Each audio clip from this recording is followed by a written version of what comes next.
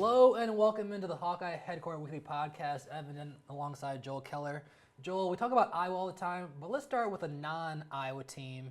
It is the Indiana Miami title game. Indiana wins the college football title for the first time ever. How in the world did Kirsten get this team to win a title? I mean, it's plain and simple. He has a really experienced team at all levels. I think that's number one. There's so many guys who have played,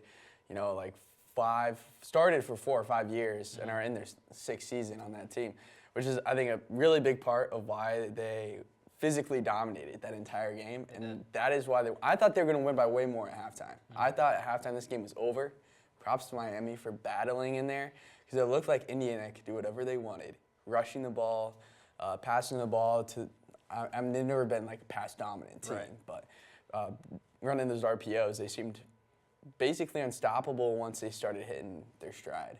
I mean, Mendoza's 4th down touchdown run, legendary all of a sudden. Oh, it wasn't his best game, but Indiana still found ways to win, including a blocked punt that was returned for a touchdown. Yeah, I mean, and not to be LeBron here. Okay. I was sitting there and I saw them line up for the punt, and I was like, wow, I mean, they have gotten really close to blocking the past couple of punts. I was like, maybe they'll get this one here in like a big moment. And sure enough, they did. And I promise. You called that. I did think that in my head. I didn't say it out loud, but I was like, I'm kind of expecting one here. Okay. Very nice call on your part then. But we got Michigan, Ohio State, and now Indiana. 3 straight Big Ten teams have won national titles. The Big Ten is the superior conference in the country. It just means more. It just means more up here. Come on, man. I don't want to hear anything about the SEC until they win another chip. That's all I want to say. It's just the parity in this conference. 3 different teams have won natties. I mean, I can't believe Indiana won a title before both Penn State and Oregon. That's shocking. Yeah, it's amazing. But the other part is out of those 3, like you take those 3 teams out of the conference, you still have Oregon, who's going to be a title contender for years to come. Penn State, who I think will be a title contender once Campbell. Have to wait and see. Maybe once he gets some of his feet under his legs there and gets Penn State really rolling. And then, I mean, you have all the dark horses. You got like Iowa, like Nebraska, if they can ever build something there too. So, I mean, life is good in the Big Ten. I mean, this is kind of a broad question, but who can be next year's Indiana coming out of seemingly nowhere in the Big Ten to take the nation by storm, if you will? Is it Iowa? I think if you go to the playoff, like that standard, like playoff team, I think it's got to be Iowa. Right. I think a team that can build kind of similarly to what Indiana did could be maybe Northwestern. If they kind of build on all of this that they're kind of building out there, the new stadium. Right. You had a pretty solid season this year where things started clicking at the end. I don't know, maybe they could build that way, go and take the FCS guys. But I guess Iowa's got a lock on the FCS transfer portal right now. Absolutely. And I know you are a top-notch reporter, but if you could be a movie director for a split second, who would you cast to play Kirsten in the Disney original movie about this year for Indiana? So I think everyone's going to be going with a real person, right? Yeah. I'm sure that's who you're kind of thinking of. But no, I like the meme with the guy from Up and the little kid. I'm going Carl Fredrickson as Kurt Signetti. Maybe like a younger version of Carl. Okay. So to match the hair color and stuff. But I think that's actually perfect. I mean, the same vibe. You did your research, so props to you for that. I don't know who I would cast as Kirsten in the movie, but it's for sure coming. I mean, they had the most losses of any program before 2 years ago. All right, and since Signetti came into Indiana, they've only lost 2 games, and now they're national champs. And props to them for doing it. Yeah, it is. I mean, it's impressive. Every school should be jealous of what Indiana has right now. I think it also shows just how good Iowa was this year. I mean, they lose 20-15 against the future Heisman Trophy winner in a last-second loss, if you will. Give respect to Iowa because they arguably played Indiana the best and closest of any team in the country this year. Yeah, they kind of set the blueprint too. It was get after the quarterback. Right. Don't let Mendoza get comfortable there.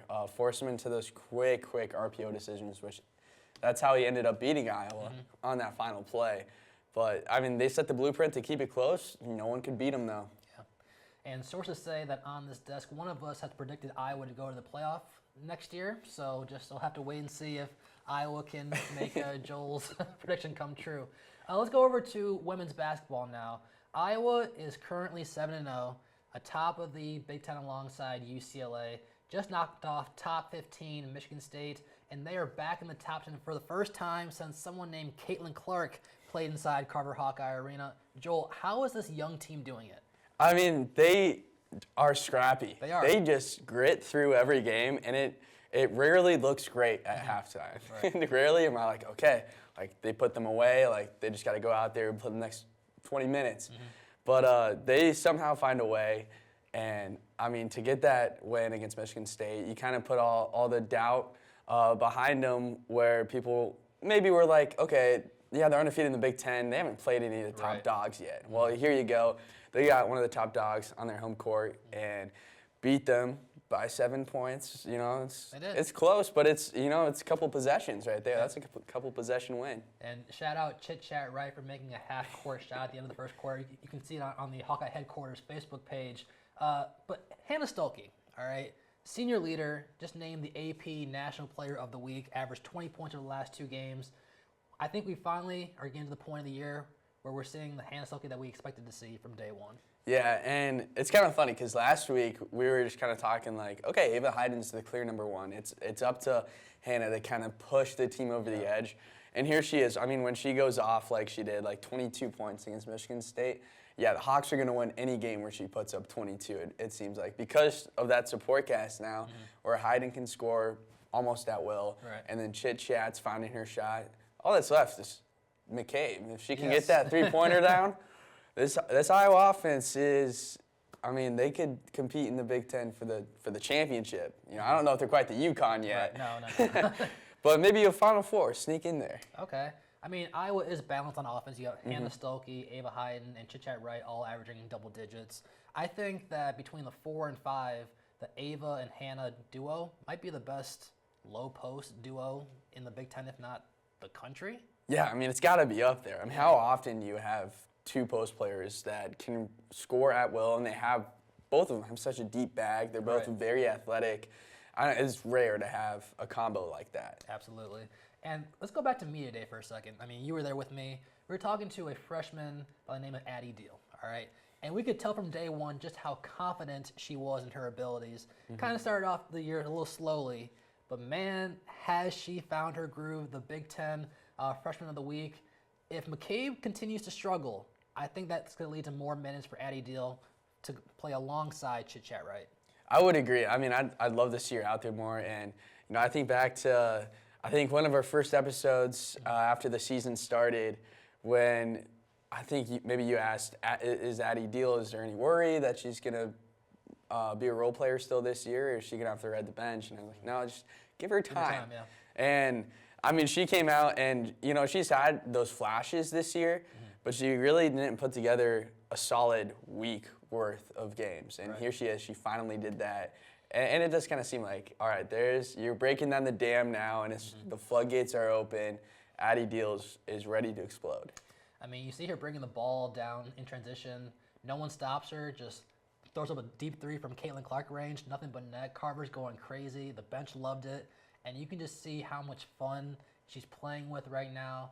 And that's leading to probably her best stretch of games so far this season. And she could be an X factor moving on towards the end of the season. Yeah, and that's what all freshmen who are getting a lot of playing time kind of have to break through. It's like once you get that confidence down that, yeah, you're meant to be there, you can play with these guys. I mean, she's playing against girls that are 22, 23 years old. So big age gap there, but now she's got that feeling she can play with them. She deserves to be there, and you can see it already developing to great games. Absolutely. So Iowa's going on the road at Maryland, a team that just lost by 25, 30 points at UCLA, which is one of the best teams in the country. They're going to be upset playing the Hawkeyes. Then they go back home to play Ohio State, and then they go out west to both USC and UCLA. Quickly, in that 4-game stretch, what is your predicted record for Iowa? I am hoping for 3-1, but I think it's going to be 2-2. I think you must go 2-2. I think they beat Maryland on Thursday. Win against Ohio State at home. Yeah, those two West Coast games, even with USC without Juju Watkins, they're still a pretty good team, and UCLA is just a different animal. Yeah, I mean, to have the 2 home games and then you have to go fly out in your first games at USC. I mean, we've seen the football team struggle going out west, so I get scared anytime I see the Hawkeyes go to the West Coast now. So hopefully they can pull it out, go on a 3-game win streak here over the next week or 2, and then who knows what happens against UCLA. Knock on all the wood. As of right now, ESPN has Iowa women's basketball as a number 2 seed. Wow. So, I mean, when you're number 10 overall in the country, it kind of adds up. It almost adds up. Not quite, but I mean, with their schedule coming up, they can really make their name. Absolutely. All right, let's go over to men's basketball now. They were on a 3-game losing skid, but now have won the last 2 games in a row. First on the road at Indiana by 17, a very dominating performance. And then they win a home game against Rutgers. I think the only way to describe it, ugly. 68-62. It was one of those games that you just cannot lose, and they didn't. But there's still a lot of question marks. There are. It seems like the question marks arrive every other game. Yep. The Hawkeyes put the questions to sleep one game, and then they come right back the next. They have not been consistent at all, so that's something that, and I know McCollum has said this in pressers, that's kind of where they need to be now, is bringing it out, going 100%, game in and game out. But, I mean, you can't be mad with the winning streak, right? I don't think so. It was the first game back with students after winter break, and they showed out. It might have been in part because Iowa was promoting $2 beer night, $2 pretzels, and free jerseys, but yeah. the students, and you're trying to do a story about it, they really made their presence known, and I feel like if they can keep that kind of energy moving forward, it'll lead to a more hostile environment inside Carver Hawkeye, which Iowa desperately needs that powerful 6th man in the stands. Yeah, I mean, they've needed that for years. I can't remember a time when I think the home court factor actually played a big advantage in a game. So it's really cool to see it all kind of building up right now with McCollum. Now, if you look up the word fearless in the dictionary, you're going to see a picture of freshman Tate Sage. All right, no moment is too big for this guy. He was clearly overlooked during recruiting, a diamond in the rough, and he's really filled the void of Iowa losing Price Sanford from a year ago. He's really just stepped in, and he is really embracing his moment. He is. I would say him and Isaiah Howard have flashed a ton of their potential. I mean, they're really similar players. And that, I mean, they show so often that they can be an elite player in the basketball world. I mean, they look a lot like Keegan and Chris Murray did back before they both broke out. I mean, they're a lot of fun to watch, and Tate Sage has the right mentality. I mean, it is awesome. His quote the other night had me ready to run through a wall. Where is the closest wall that I can just pound through? Yes. Going off of what you said about Isaiah Howard, he talked about just making the winning plays down the stretch, whether that's getting a loose ball and forcing a jump ball or getting an important rebound. He really is the quintessential, in my opinion, team player. All right, he puts the team first, and you need players like that to go alongside Benesters, the Tavion Bankses of the world. But just Isaiah Howard is going to be a key part for this team moving forward. Yeah, and Iowa fans know that too. They had the ultimate team player back in the late 2010s, Nick Bear. He is phenomenal. Every Iowa fan will remember Nick Bear, even though he wasn't quite as good as like the Aaron Whites or the Garzas or the Devin Marbles. Right. I mean, he gave the Hawks a ton of wins, and him paired up there with like Utah and Marble. I mean, he was just the ultimate factor. Bettendorf's own, by the way. So right here in the Quad Cities. There we go. Shout out Nick Bear. So let me ask you this. Besides Bennett Sturts, kind of might have already answered this, which player has impressed you the most of the rest of the Hawkeyes? You know, I would go with the low-hanging fruit, Tate Sage, Isaiah Howard, but I really like Cale Combs. Okay. And I feel like he hasn't been talked about as much because he does have those games where he doesn't really do too much other than facilitate, right, or he makes a couple of mistakes and rides the bench for a while. But especially when Bennett Sturts isn't on his game or gets in foul trouble, Cale Combs' driving ability is so important for the Hawkeye offense to start moving. And when he can find that floater, get those contested layups to fall, I mean, you can see Iowa as a completely different team. And he made a couple good plays against Indiana. He had some great plays against Illinois, which they couldn't pull it out, but Right. he was a big reason why they had those opportunities there at the end of the game. I'm going to go with Tavion Banks. All right. I think he is the defensive workhorse that this team needs. He's the anchor. He can guard positions 1 through 4, if not 5 at times. And I feel as if his shot is becoming more consistent, especially from outside the three-point range. I feel as if he can be that second option if for some reason Bennett Sturts can't get it going. Tavion Banks has shown that he's a very good two-way player and that he can be a key piece for Iowa. Yeah, he's one of my favorite. I think he might be my favorite player to watch, game in and game out. McCollum has called him a pit bull, and I feel like that's spot on. I love it. He has nonstop energy, and he will do whatever it takes to get the win for Iowa. So currently on social media, there's a trend saying that the year is 2016, even though it's 2026. But we're going to go back 10 years. If you could add both a men's player from the 2016 Iowa era to the current roster and a women's player from the 2016 era to current era, who would you pick? Let's go with the women's team first. I thought about taking Gustafsson, but I mean, when you have two incredible post players, and then Layla Hayes has shown she can hold her own too off the bench, I was like, you know what? Let's go Kathleen Doyle. I mean, Iowa needs ball handlers. Yep. They really only got 1 or 2 if you include Addie Deal in that now. Getting a ball handler and a facilitator, I think, would be so massive for this really young offense that has shown that they can do it at times. See, Joel and I are on the same wavelength with this. I also agree that I would avoid going with Megan Gustafson, even though she ends up being the National Player of the Year. This team already has Ava Hyde and Hannah Stolke, so let's take some pressure off Chit Chat Right. I'm going with Tanya Davis, the former Iowa assistant coach. Great ball handler. Made some big-time plays from year 1 back when she was at Iowa. And we've seen that when Iowa can have a go-to scorer at the guard position, think Caitlin Clark or Lucy Olson, this team is able to get to that next level. And I'm not saying that Tanya Davis was that elite scorer, but she could score. And I feel like taking that pressure off Chit Chat Right would do wonders for this team. Yeah, no, I agree. I think that's a good pick right there. Kind of balance out this offense. The idea of us turning down Megan Gustafson back in her college prime days, that's a wild concept. It is. I mean, obviously she's probably better than Hayden and Stolke, but you don't want to break up that combo, right? Okay, I'm very curious your answer for this men's era question because I know you've grown up with Iowa basketball.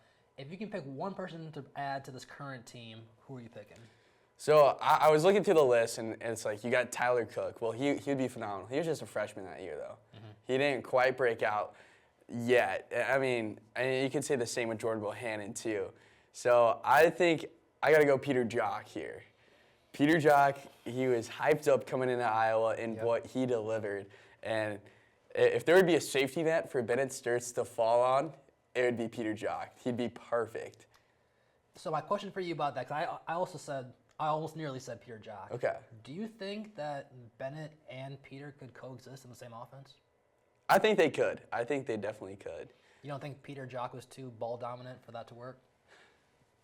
I mean, he was very ball dominant, but I think they could split it a little bit. Because one of my big things on Bennett Sturts is I think he is a little too ball dominant. I think he kind of takes control of a game when he doesn't really need to at times, and he takes a lot of bad shots at the end of the game, especially. And I think having another guy that you could say, all right, it's Jock's turn to take it up the court and have him make a play, whether it's pass or step back 3 or whatever. I think that would really help out, and honestly, I think that makes Sturts a better player overall.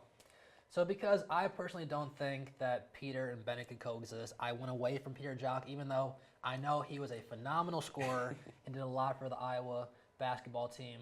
I was thinking someone like Jared Utoff. All right, he's long, 6'8". I feel like Ben McCollum would love to have him on the wing, similar to, say, a Tate Sage or a Cooper Koch, where he can guard multiple positions and knock down a three-point shot. I think he would fit very well into what Ben McCollum wants to do. I also considered saying Tyler Cook. Yes, he was a freshman on that team, but, man, a high flyer, can be a rim protector at times, and oh my gosh, his energy was off the charts. Yeah. And I guess my follow-up option would be Bettendorf's own Nick Bear. I mean, I see a lot of Tate Sage in his game as well, where he will do whatever it takes to help the team, and he can facilitate, he can bring the ball up. There are a lot of different options, but I think my number one choice would be Jared Uthoff. Yeah, I like Utah. I mean, between him and Bear, obviously you gotta go Utah. Yeah. He just, especially for what this team needs and they need points. Utah is a better scorer for sure. But they have very similar in defense, both really productive. And Utah, it almost makes me think like maybe Sage or Howard is like a younger version of him. I see that. Yeah. Yeah, like Iowa really didn't get a good look at like young Utah with him coming from Wisconsin before transfers were really a thing. So I mean, it's hard to tell, but I don't know. I think don't have to put too much pressure on them. Tate Sage, Isaiah Howard, they could be like the Murrays. They could be like the Utahs, in the coming years. So I know that you are the native Iowan on this desk. You think if you put Peter Jock on this team, they break the Sweet 16 curse for sure? I don't think anyone can break the Sweet 16 curse. I mean, every year, no matter how good the team is, I mean, you think back, like, the fifth-ranked Hawkeyes coming off of a Big Ten championship. You're like, oh, this is the team. And then Richmond came in, and the Hawks couldn't buy a three-point shot. Not the Spiders. Yeah, I remember that year. Yeah. From afar. Yeah, no, I was on spring break vacation in Florida, watching at a beach bar, and just hit with depression. I was like, you know what? Just going to go to the beach and forget March Madness is even happening today. Right. Well, the current Iowa team's off for a little bit. They just played 4 games in 9 days, which is brutal when you ask me. Yeah. But they get 8 days off before they are home again against USC. Still firmly in the NCAA tournament field, in my opinion. And I think this team is only going to get better. Yeah, as long as they continually get better, they're firmly in. Yep. I think a lot of people don't like the fact they don't have a really big victory this year, or stacked on top of that UCLA win and Indiana win, which is like, come on, there's 2 good ones right there. But I mean, I've seen a lot of people say, oh, Iowa's still kind of on the bubble. So it's like, it's kind of a scary thing. It's like Iowa cannot lose consecutive games against bad teams like they kind of have up on their schedule for the next couple of games. Absolutely. All right, let's go to the 2-minute drill to wrap this up. It is the NFL version of the Final Four, AFC and NFC title games. Let's start off in the AFC. We got the Patriots taking on the Broncos without Bo Nix. It's tough looks for Broncos fan. I have a man. really good friend who is one, and he's upset. But he is on the Stidham train, so. Is he really? He thinks he can get it done, which, I mean, they do have a good defense, but the thing is, so do the Patriots. They do. And the Patriots have Drake May, Henderson, and Stephon Diggs. I think I forecast a MVP performance out of Drake May coming up to get the Patriots back to the Super Bowl for the first time since Brady left. Can you imagine the hype train in Foxborough if he's able to do that? All those bandwagon Oh, my fans. goodness. They don't know how good they have it. What was your threshold for having to go through a complete rebuild? 10 years? 10 years minimum to really enjoy a Super Bowl. I mean, it doesn't count. These 3-year rebuilds, 2 years.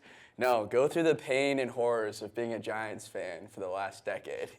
Yeah, I can't imagine being a Boston fan. I mean, you get so much glory every single year, it seems. All right, Rams and Seahawks, a battle of the NFC West. The game is out in Seattle. This Seahawks team looks for real, but can the Rams engineer any more magic and get another road win? I mean, I think they can. It's just gonna be tough. Yeah. I mean, no team that plays in an indoor facility has ever won in the championship series against a team that plays outdoor at the outdoor arena stadium.